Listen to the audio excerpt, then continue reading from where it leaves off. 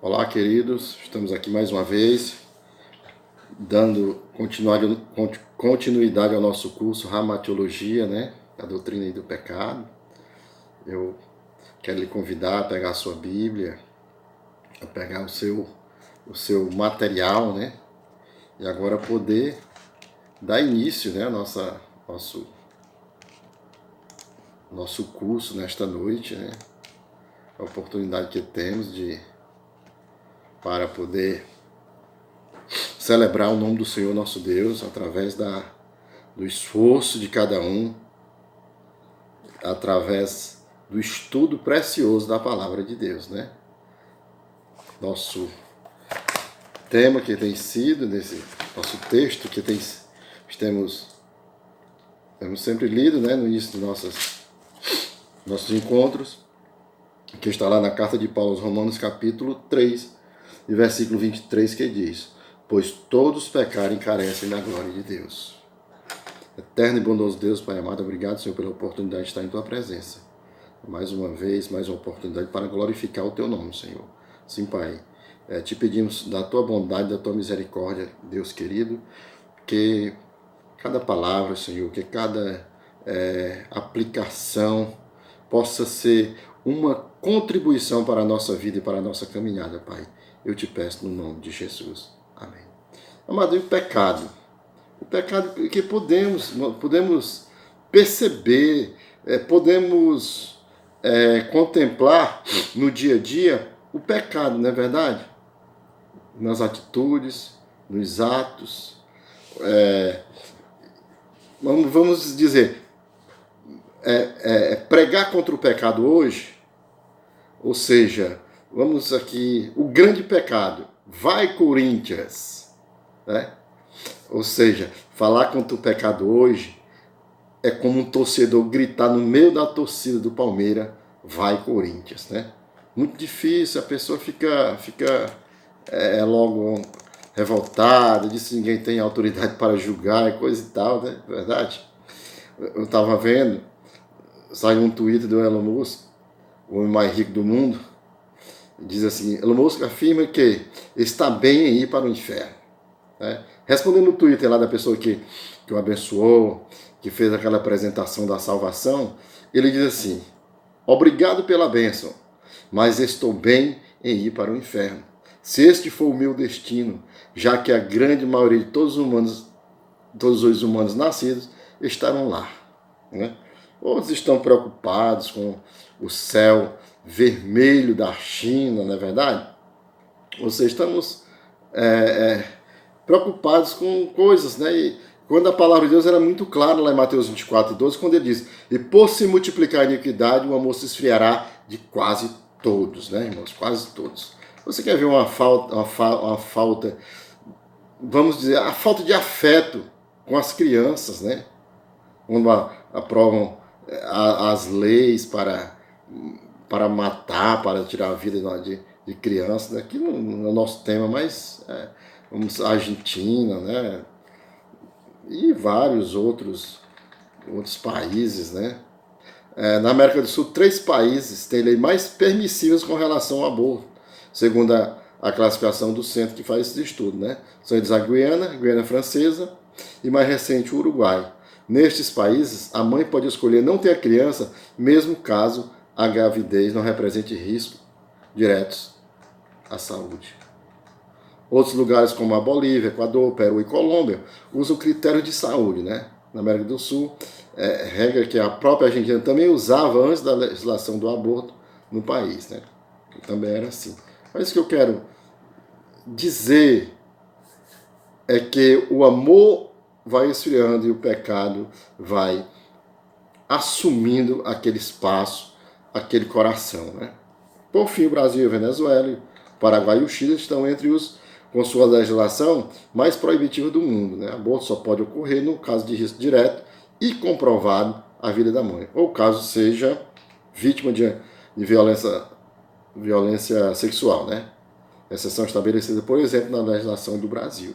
Mas o que eu quero dizer é que a falta de amor, que nós ficamos procurando sinais e sinais, mas o pecado age sorrateiramente no meio da sociedade, né? Nossa sociedade atual está eivada de pecados, né, irmãos? Mas não, nós vamos estudar hoje. Nosso ponto é a queda do homem, a natureza e consequências finais do pecado. Tem uma consequência, né? Tá certo? E vamos procurar abordar, principalmente hoje, a natureza e extensão da depravação. Significado da depravação e a extensão dessa depravação. Vamos iniciar. Podemos dizer, tendo agora mostrado por nossa consideração da doutrina da imputação, o método pelas quais as consequências do pecado de Adão passaram à raça, trataremos agora da exata natureza dessas consequências, né? Algumas delas são reconhecidas mais cedo do que as outras e são de menor importância, né? Todas elas já foram mencionadas anteriormente, mas precisamos apresentá-las mais completamente, considerar sua exata natureza, consideramos-las como sendo depravação, culpa e o castigo, né? Significado de depravação. Com depravação queremos dizer a falta que o homem tem de justiça original e de afeições santas para com Deus, e também a corrupção de sua natureza moral e sua tendência para o mal, né? Sua existência é testemunha tanto pela Escritura como pela experiência humana. O ensinamento bíblico de que todos os homens têm que nascer de novo mostra a universalidade de sua existência, né? Então aqui, significado da depravação. Depravação é o que acabamos de descrever. A extensão da depravação. As Escrituras falam da natureza humana como sendo inteiramente depravada. Entretanto, a doutrina da depravação total tem sido mal compreendida e mal interpretada, e é importante que obtenhamos seu significado correto. Tá certo? Disse aqui, disse ali, não, vamos aprender o significado correto, né? Do ponto de vista negativo, não significa que todo pecador seja destituído de todas as qualidades que agradam aos homens, que ele cometa ou que tenha inclinação para toda forma de pecado, que seja tão acirradamente oposto a Deus quanto possa ser. Ora, podemos fazer uma comparação. Vamos comparar o seguinte: as ruínas das grandes catedrais da Europa que restaram da Segunda Guerra Mundial, 39, 45, né?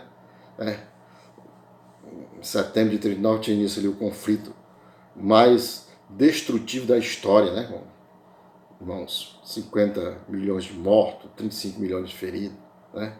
Mas ainda tem lá, né? Ainda tem nesses países, ainda mostram traços de sua bela arquitetura original nas catedrais. Semelhantemente, traços da condição original do homem são vistos ocasionalmente nos homens, né?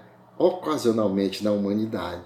Tal como alguém olha, mesmo naquela estrutura que foi muito danificada na Europa, mas que os historiadores, os pesquisadores, né, eles ainda encontram vestígios, fatos que ligam aquela estrutura bonita, né, de antes daquele período terrível da guerra. Assim é em cada homem. Nós podemos traçar esse pensamento a partir dos ensinamentos do Senhor Jesus Cristo, na outra maneira melhor de traçar esse ensinamento, né? Jesus Cristo, ele reconheceu a existência de qualidades agradáveis em alguns indivíduos. Vejamos só. Ora, abre a sua Bíblia lá em Marcos 10, 21 e veja o que ele vai dizer. E Jesus, fitando, o amou e disse: só uma coisa te falta, vende tudo que tens, dá aos pobres e terás um tesouro no céu. Então, vem e segue-me. Foi o ensinamento de Jesus, né? O amou, né?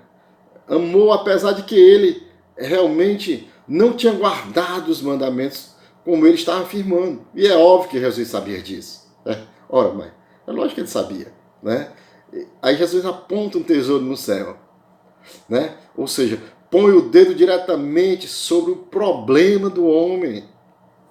De querer. Né? Aí depois ele faz um convite especial. Então vem e segue-me. Né? Sem explicação, Cristo diz ao jovem aqui, e a todos os outros a esse respeito, que a salvação está na cruz, e é só por intermédio e através da cruz que podemos seguir realmente a nosso Senhor e Salvador, Jesus Cristo. Né? Champlin vai nos dizer, o jovem não tinha a devoção que chega ao alto sacrifício, que deve caracterizar aos verdadeiros discípulos. Ele se contentaria em seguir Jesus e escutar os seus admiráveis discursos, aplaudindo seus milagres, né? Ele se contentava com isso. Talvez até se dispusesse a sofrer dificuldades, mas queria ter certeza de que sempre teria gorda importância em dinheiro. Em casa, se tivesse de depender da mesma. Né? Jesus lançou-lhe o convite de tornar-se seu seguidor pessoal. Que convite, hein? E provavelmente isso era o que o homem buscava a princípio. Porém, veio a entender que o preço era alto demais. Né? O preço era alto demais para seguir o Senhor Jesus Cristo. Né? O texto nos ensina os rigores do discipulado, seu sacrifício, sua renúncia, e subentende-se que somente aqueles que realmente se convertem é que realmente são salvos. O ensinamento é árduo e não devemos suavizá-los em qualquer sentido. Essa verdade tem uma aplicação vital à igreja, sobretudo no tempo que este evangelho de Marcos foi escrito. A igreja daquela época, perseguida e aflita, precisava de ser lembrada que tais condições eram esperadas da comunidade dos verdadeiros discípulos. Sabiam o que significava um discipulado rigoroso, mas o discipulado significa dar a outros e então seguir até o fim e não apenas começar. Né? Tesouro no céu, o que foi apontado, né? Não se deve entender materialmente esse dito. Poderemos ter possessões nos lugares celestiais, mas o tesouro consistirá da natureza da imagem de Cristo que serão formadas em nós, ou seja, o enriquecimento da alma. Que coisa maravilhosa, né? Esse pensamento é bem desenvolvido em 1 Coríntios 3,14. Né? Se permanecer a obra de alguém, que sob o fundamento de coisas se receberá galardão, né? Galardão. Acerca dos galardões, nós podemos até ver 1 Timóteo 4,8, pois o exercício físico para pouco é proveitoso, mas a piedade para tudo é proveitosa, porque tem a promessa da vida que agora é a de que há de ser. As coroas, né? Mas uma dura mensagem, né? Nós vemos nesse versículo. Jesus não suavizou, né? Sua mensagem ou suas exigências a fim de conquistar um discípulo desejável. Jesus não temia alienar um homem daquela estatura. Preocupava-se em dizer a verdade do verdadeiro discípulo que conduz à vida eterna. Né? A crença fácil, né, da moderna igreja evangélica, que exige pouco mais do que um ato de receber a Cristo, levantando a mão, ouvindo à frente, tem degradado a mensagem a Jesus. A vida inteira do indivíduo deve ser sua confissão ou a confissão verbal. Feita na igreja não terá qualquer significado, né, irmãos? Aquela confissão verbal feita lá, se não for uma vida realmente de confissão, não terá nem, vamos dizer, um significado, né? Jesus apreciava as sementes, né? E não somente a virtude. Ele olhou para o homem e o amou, sentiu simpatia por ele, pois viu que a busca espiritual era genuína nele, embora fosse imatura. O homem precisava resolver a questão de seu apego excessivo ao dinheiro, o que existe em nós que precisa ser resolvido, o que existe em mim, o que existe em você que precisa ser resolvido, a fim de tornar-nos autênticos discípulos de Cristo? É uma pergunta que temos que responder. Eu responderei aqui e você responderá daí. Tá certo? Vamos dando continuidade à nosso encontro. Ele disse que os escribas e fariseus faziam algumas coisas que Deus exigia. Vejamos só. Dando continuidade ao nosso pensamento. Aí vós, escribas e fariseus hipócritas, porque dais o dízimo da hortelã, do endro e do cominho. Ou seja, pequenas ervas utilizadas para condimento. E tendes negligenciado os preceitos mais importantes da lei, a justiça, a misericórdia e a fé. Eram, vamos dizer, meticulosos a respeito destas coisas, vamos dizer, insignificantes, mas davam pouco ou nenhuma atenção àqueles que sim realmente importavam. E Jesus diz para eles, Mateus 23, 23, devias, porém, fazer estas coisas, né? Essas coisas, né? Sem omitir aquelas, né? Devia dar, vamos dizer, seguro também que mesmo pagando o dízimo de tudo, a palavra de Deus deve ser obedecida e não somente uma parte, né? Quem paga o dízimo não é superior. Dar o dízimo deve ser uma expressão de compaixão para com os que dependem de outras pessoas. Naquele tempo, os levitas, os órfãos, as viúvas e os peregrinos eram dependentes, né? Está lá em Números, cara. Não vamos ler, depois você lê. Passa por esse texto, Números 14, 28 e 29, Números 26, 12 ao 15, está lá, né?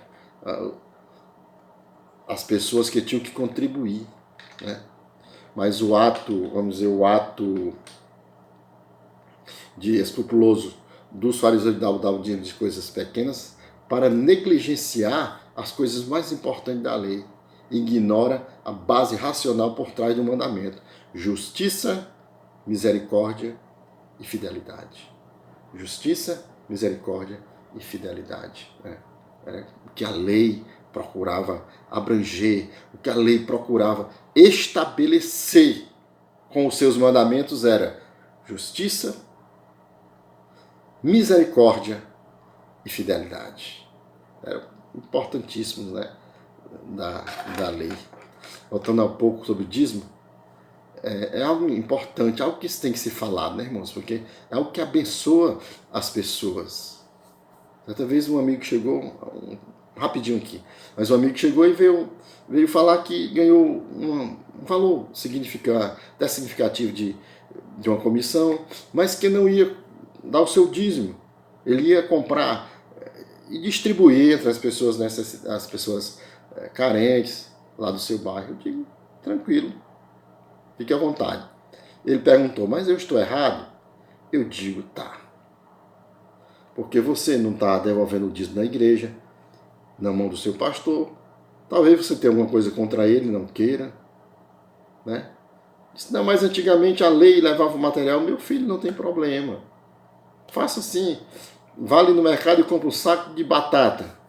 Aí amanhã você chama o seu pastor e vocês vão lá na CAGES. E chegando lá, você pergunte se o atendente da CAGES vai quitar a dívida da igreja com aquele saco de batata. Se for, tranquilo.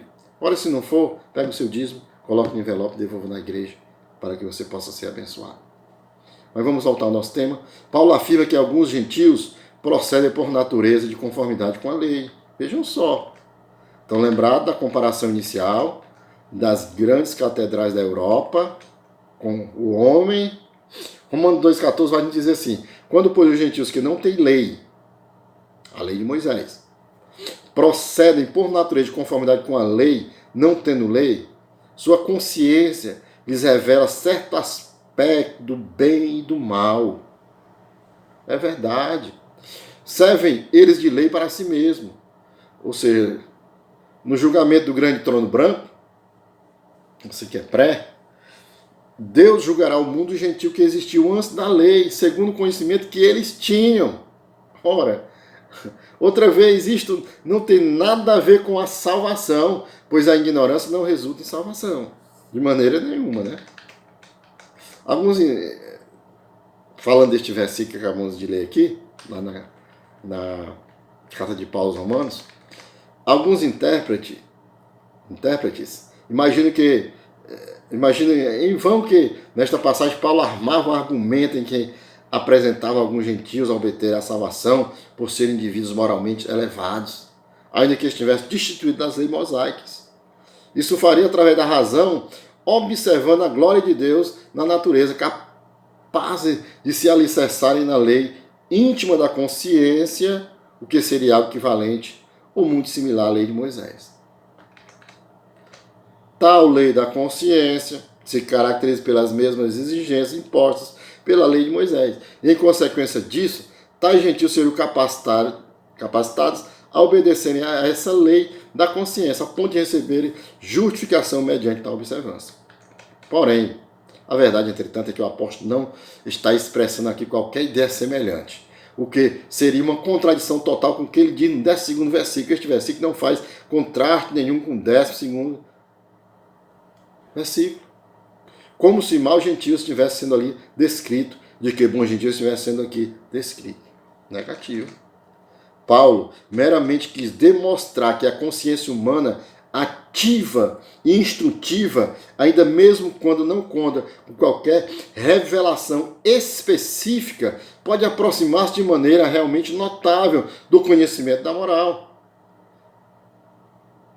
Do conhecimento da moral que é requerida pela lei de Moisés, a qual foi uma lei revelada pelo próprio Deus, digamos assim, né? Para ficar bem claro. Vamos dizer, essa luz e essa misericórdia. Né? Deus disse a Abraão que a iniquidade dos amorreus pioraria. Né? Ele diz lá, na quarta geração torna... Gênesis 15:16, para você que está com a sua Bíblia aí. Na quarta geração tornarão para aqui, porque não se encheu ainda a medida da iniquidade dos amorreus. Né? Vejamos, tornarão para aqui. O cálculo iniciou quando nasceram os filhos de Jacó. A primeira geração iniciou-se com Levi e a segunda, né, terceira, quarta, né, sendo ali a quarta já sendo Moisés, né? Moisés tiraria da escravidão egípcios, porque não se encheu ainda a medida da iniquidade dos amorreus. Como o livro de Jó ensina, os amigos de Jó se equivocaram quando acreditaram que Deus traz imediatamente julgamento. Ele é paciente e sofrido, né? Vamos dizer assim, até durante algum tempo. Entretanto, ele é também justo e o julgamento finalmente virá, se não houver arrependimento, até como veio esse sobre os amorreus, né? Olhando para esse texto, lança significativa luz sobre a invasão de Josué, né? E com inferência sobre outras guerras testamentárias, né? Como sendo um ato de justiça, não de agressão. Enquanto não fosse justo invadir, o povo de Deus teria que esperar, ainda que lhe custasse séculos onerosos afã. Né? Este é um dos dizeres essenciais do Novo Testamento. Ou melhor, do Velho Testamento, né? Do Antigo Testamento. Paulo diz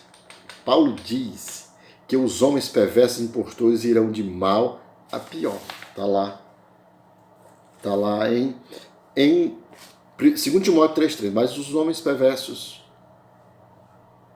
impostores, irão de mal a pior, enganando e sendo enganados. Né? Homens perversos, né? Ponerói, maus, malvados, perversos, impostores, né?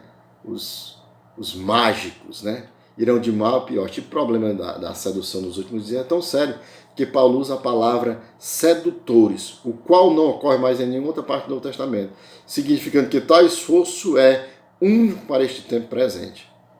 Só que ele diz enganando e sendo enganados. A verdade abre, vamos dizer assim, que a verdade abre a porta para receber mais da verdade.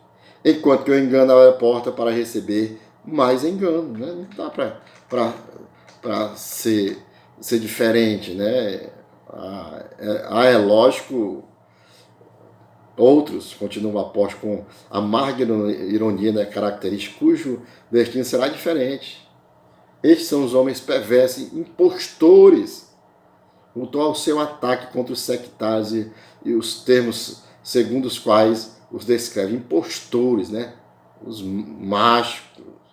Acho que ele estava pensando aqui lá no Jannes e Jambres, né? Paulo declara que eles avançarão, né? Avançarão, né, irmãos? Passarão, né? Avançarão Vamos ler 2 Timóteo 2,16, diz assim: evita igualmente os falatórios inúteis e profanos, pois os que deles usam passarão a impiedade ainda maior. Meu Deus, né? Avançarão para a impiedade ainda maior. Aí segundo Timóteo 3,9 vai dizer: eles todavia irão avante, porque a sua insensatez será a todos evidente, como também aconteceu com aqueles, né? Olhando nessa questão aqui a questão dos hereges, neste ponto, está tornando parcialmente a questão da heresia, né, que já havia sido repreendido nos versículos 3º e 9 deste capítulo por causa de sua impostura, pois eram pregadores de falsas doutrinas, elementos que procuravam destruir a pura fé cristã. E o que acontece hoje? Será que estamos vivendo um tempo muito diferente? Mas aquelas descrições vão além disso, porquanto também são atacados homens depravados e violentos de todas as espécies, e não meramente os hereges que se tinham intrometido no meio do cristianismo.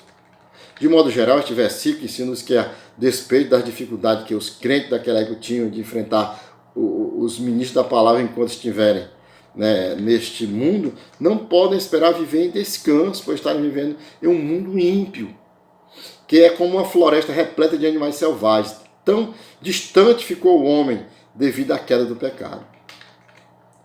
E perto do fim da era presente, os últimos dias, o elevado grau de perversão que já existe hoje em dia entre os homens se intensificará. Quando Satanás começar a influenciá-los mais profundamente, sabendo ele que pouco tempo lhe resta, curto tempo que tem, e que a sua queda está próxima, né? Perversos, né? Os malvados, né? Indicando a condição empobrecida, enferma, ou seja, dolorosa, virulenta, ferida, como em uma úlcera, estragada, inutilizada, viciada, né? Essa é uma triste lição que nos convém aprender.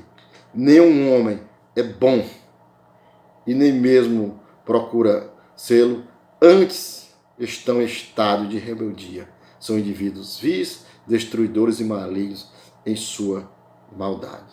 Somente a graça de Deus pode arrancar os homens dessa situação, mas isso exige muito sofrimento, julgamentos, pressões e até que finalmente nos aproximemos de Cristo. Os impostores, né? Aqui, os trapaceiros, os enganadores. É evidente que Paulo passava ele passava nas suas viagens, ele pensava aqui nesse tipo de gente, né? Porque vamos pensar assim, tal como naquele tempo, a tribulação dos crentes se originará de dentro e de fora da igreja. E essa é a verdade. Dessas tribulações haverá de aumentar nos últimos dias, né, irmãos? Por que não dizer que alguns dos impostores serão até mesmo operadores de milagres? Atos 13:8, 16:16, 19:11, né? 16:16. Aconteceu que ainda nós, para o lugar de oração, nos saiu ao encontro uma jovem possessa de espírito adivinhador, a qual adivinhando dava grande lucro aos seus senhores. E nós sabemos por quê. Mas uma coisa é certa, naquele tempo e no tempo atual, irão de mal a pior. No grego, literalmente teríamos aqui a seguinte expressão: avançarão para o pior. Né? É alguém vendo o abismo e avançando para o abismo. E com toda a sua força, com todo o seu desejo para o abismo. A tendência do mal é agravar-se, meus queridos. Portanto, nos últimos dias haverá condições piores que agora que você está passando. Até que Deus faça intervenção direta no curso da história humana, dando ao mundo uma nova expressão, uma forma de vida mais elevada, levando os crentes para o seio da família divina, que já se encontra nos lugares celestiais, por intermédio da paroxia, ou segundo advento. Né? Ou segundo advento. Olhando, continuando, né? Enganando e sendo enganados. Enganando e sendo enganados, né? Aí de um corpo errante, né? Desviar-se do caminho correto, enganar, desviar, levar a desviar-se, né? Os falsos mestres haverão de convencer a si mesmos sobre a sua própria bondade, ou através dos seus milagres, mediante suas palavras ribombantes, que estondeia, que retumba, troveja, que ressoa fortemente, mas também contarão com os outros que o ajudarão a chegar a esse estado. Falarão como se fossem pessoas honestas e sinceras e darão crédito às suas próprias palavras enganadoras, né? Esse é o pecado. Os seguidores do anticristo se sentirão pessoas realizadas devido àquilo que estiverem fazendo. Tão cegos estarão quanto a sua própria horrenda perversão. E tarde demais aprenderão qual é o verdadeiro caráter do anticristo, qual é o seu próprio caráter. O caráter de seus seguidores, né, irmãos? Essa é a verdade. Muitas pessoas vivem vidas falsas, doutrinando ensinamentos falsos. No entanto, se creem certas, ainda que talvez não perfeitas, e não há que duvidar que o próprio Satanás se julga melhor, mas sabe mais santo do que o próprio Deus. Seus seguidores, pois, compartilham da sua mentalidade, né? Olhando assim, do pecado do ponto de vista positivo. Significa que todo pecador é totalmente instituído naquele amor que é uma exigência fundamental da lei, né? Ouve Israel, o nosso Deus é o único Senhor. Tá certo? Olhando aqui, né? Temos aqui a introdução ao maior de todos os mandamentos, o amor. Vamos considerar alguns pontos, né? Que precisamos positivamente. Dá ouvidos. Israel deveria ouvir e obedecer. O mandamento fora dado ao povo de Deus.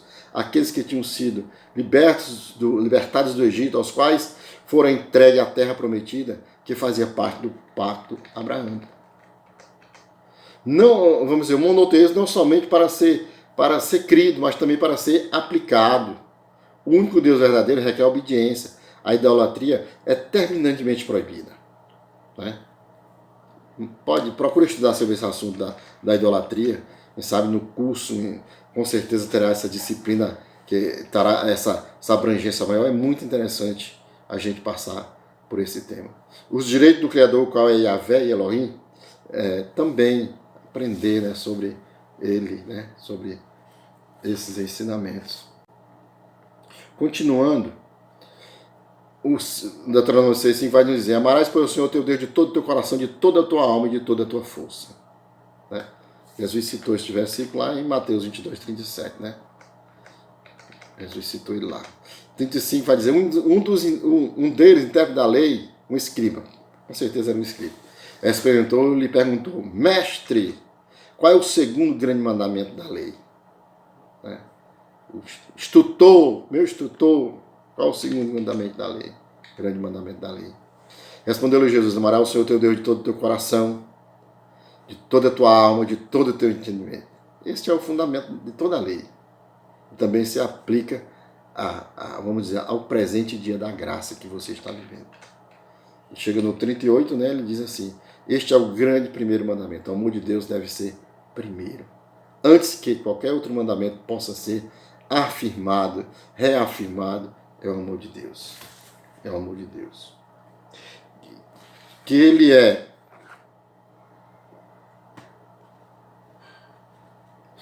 extremamente dado a proferir a si próprio, antes de Deus, né? Primeiro lugar, né? Vai lá em 2 Timóteo 3,4, ele vai nos dizer, né? Na condição daquele, onde se coloca antes do Senhor, se coloca-se diante do próprio Deus, traidores, atrevidos, enfatuados, mais amigos dos prazeres que amigos de Deus. É o que está aqui em 2 Timóteo 3,4. E vejam só, né, ele começa traidores, ou seja, cabra traiçoeiro, coisa uma pessoa traiçoeira, né? E acho que aqui era uma alusão, alude aqui a Judas Iscariote, principal apóstata, né, do Novo Testamento, podemos assim, atrevidos, pessoas ousadas quando se entrega ao mal, visto que estão embaixo de paixões descontroladas em respeito ao nosso, enfatuados, orgulhosos, pessoas que orgulham, mostram-se arrogantes, pessoas arrogantes, amigos dos prazeres, né, alusão aos prazeres, principalmente sexuais, né? Que é amigo de Deus, né? Parece até um retrato da igreja dos últimos dias, né? Escrevendo a igreja dos últimos dias, a qual foi corrompida, né? O reino do céu é semelhante ao fermento, lá de Mateus, Apocalipse 3,14, aquela igreja, né? De Laodiceia.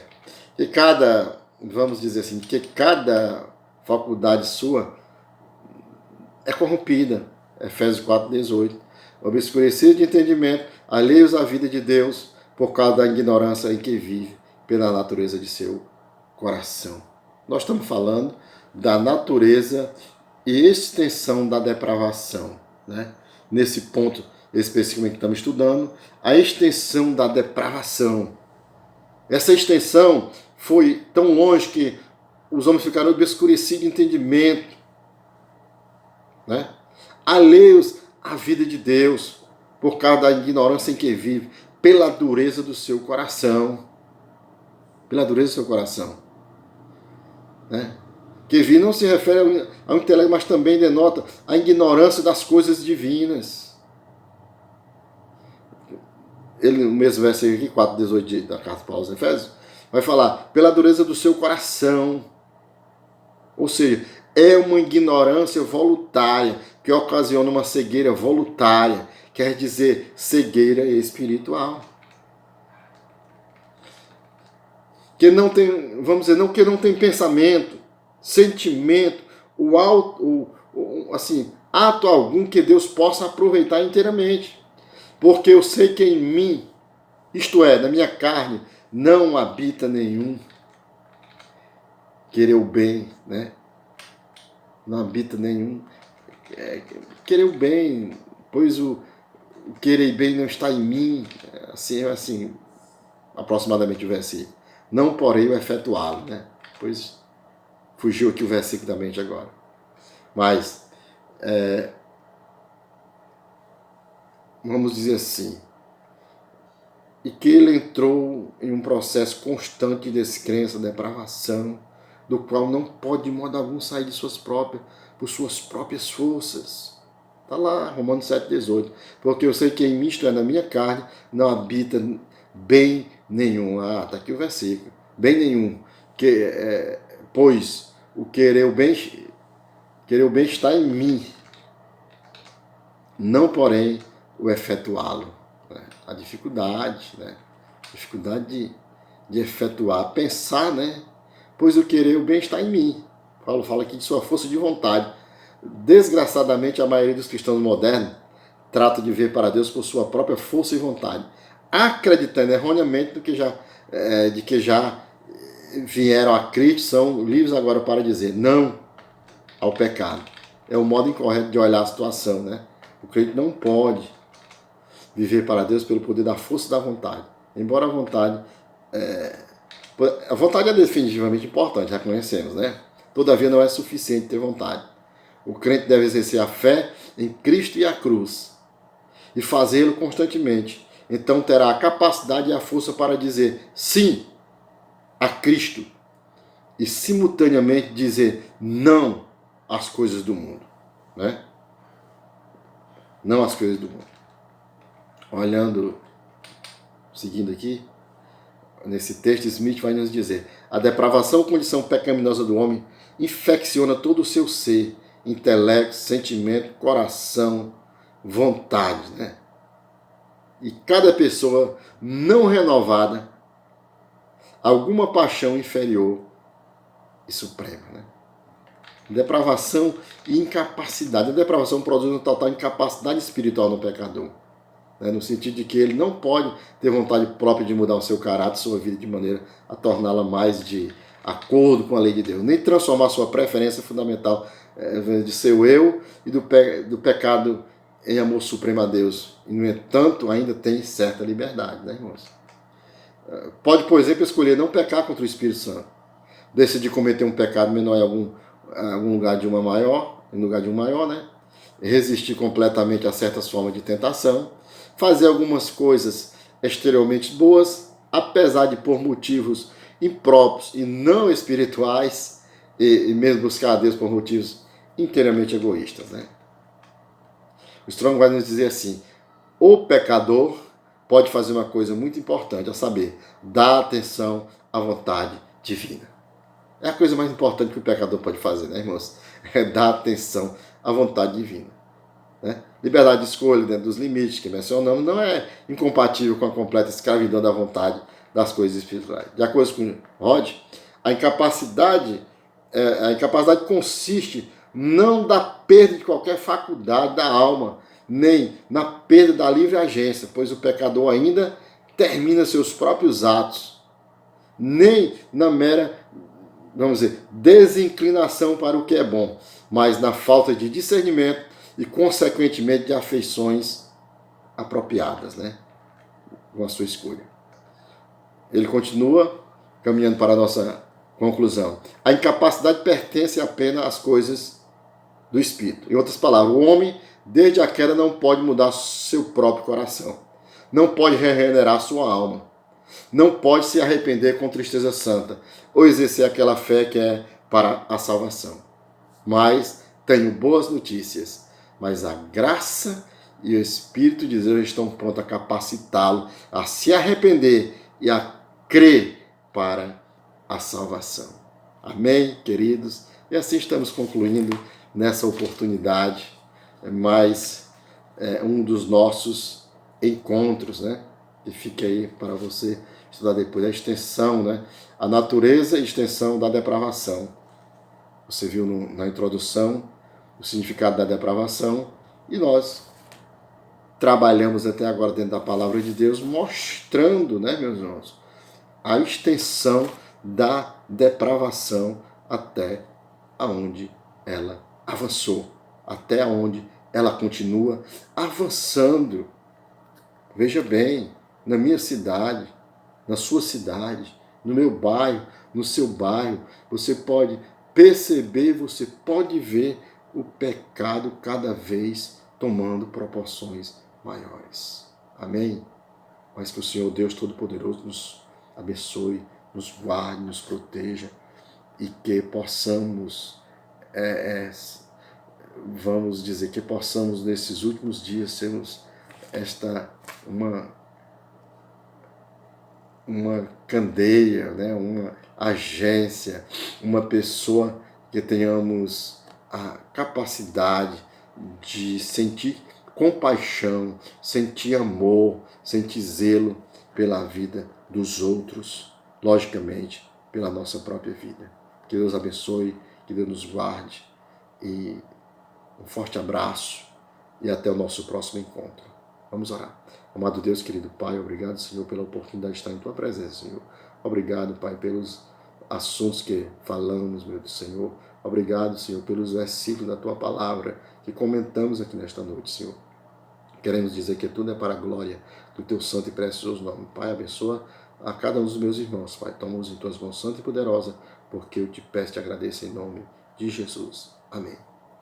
Forte abraço a todos e até o nosso próximo encontro. Amém.